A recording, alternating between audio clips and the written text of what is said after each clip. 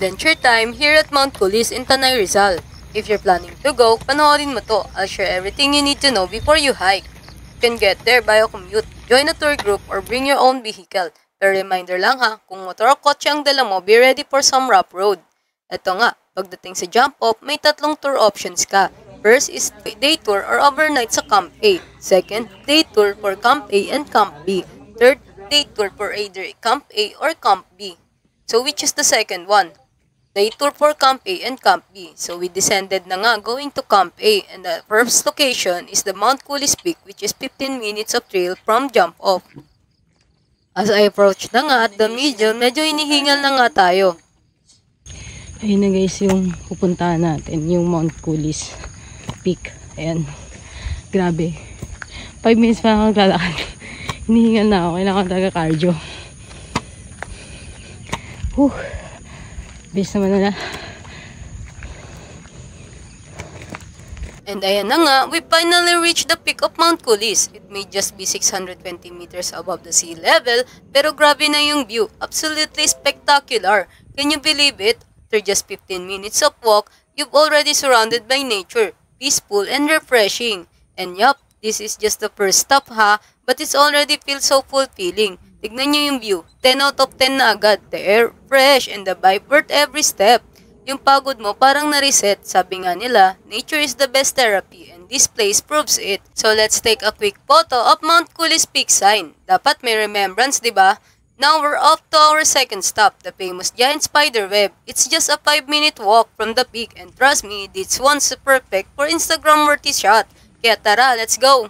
As we head towards the giant spider web, madadaanan natin yung mga kubo rentals and accommodation for those planning an overnight stay. Imagine the view at night from here, sobrang peaceful siguro. Plus, who knows, baka may stargazing pa. And here we are, the giant spider web. Medyo nakakatakot sa umpisa habang naglalakad ka, pero worth it talaga once you step on it. Picture perfect spot, only pictures, only pose. After that, it's time for our third stop, the iconic Sambong Peak. Kasama na rin ang heart shape and rock formations. It's about a 5 to 10 minute uphill walk, pero dito pa lang sa simula, ramdam ko na worth it itong akyatin. Excited na ako makita yung view. Kaya tara, tuloy na natin to. And here we are na nga sa Sambong Peak. Hindi na nga ako nagpakuha sa mismong heart shape, pero ayan, that's what it looks like. Instead, sinulit ko yung chance to take a photo sa Sambong Peak sign. Ang lakas ng hangin as in, parang pwedeng liparin ka. Tignan nyo si Bebe, todo hawi ng buhok. Then we made our way to the rock formations, and since marami rin kaming kasabay, pila-pila muna for the buwis-buhay shot. As in, literal na buwis-buhay ang spot ko dito just to get a photo, pero worth it naman. Reminder lang ha, doble ingat, baka mapabilang tayo sa mga once upon a time stories. Habang kaya pa, go lang ng go kasi let's be real, as we grow older, baka ang tuhod natin umayaw na. So let's live the moment, live as if it's our last, ika nga. Then our last stop for Camp A, the Noah's Ark, 20 to 30 minutes hike from Sambong Peak.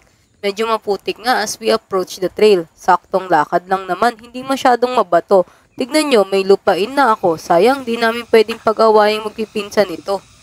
And here we are at Noah's Ark. Wala akong na-video dito, pero don't worry. Here are some of the photos we took. Kasama na rin ang buwis-buhay poses sa iba pang extreme spots. After this, may option na kaming kumain muna ng lunch or diretso na sa Camp B. And we decided to go straight to Camp B nga. Pero take note, you have to return to the jump off point kasi doon ang simula ng trail ng Camp B. From Noah's Ark back to jump off, took around 20 minutes, and Camp B, it's a different trail, mostly downhill, and it takes about 20 to 30 minutes to reach the first location, the Hanging Bridge. Pwede ka mag-picture sa gitna ng bridge, but you can cross to the other side kasi damage na daw yung kabilang dulo, for safety na din.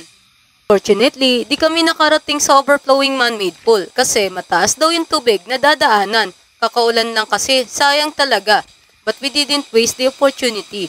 We still went to see the falls. Medyo nakakatakot ang vibes and you need to get to be extra cautious. Madulas sa mga bato and may part na kailangan mo talagang gumapang para hindi madulas. Para sa akin, ito talaga ang pinaka-challenging part sa buong Mount Kulis hike. Pero tignan nyo naman yung falls, ang ganda, sobrang majestic. Swimming wasn't allowed that day dahil malakas ang current. Pero just being there, sobrang sulit na. So if you've been thinking about hiking Mount Kulis, maybe this is your sign. Kaya tara, akit tayo!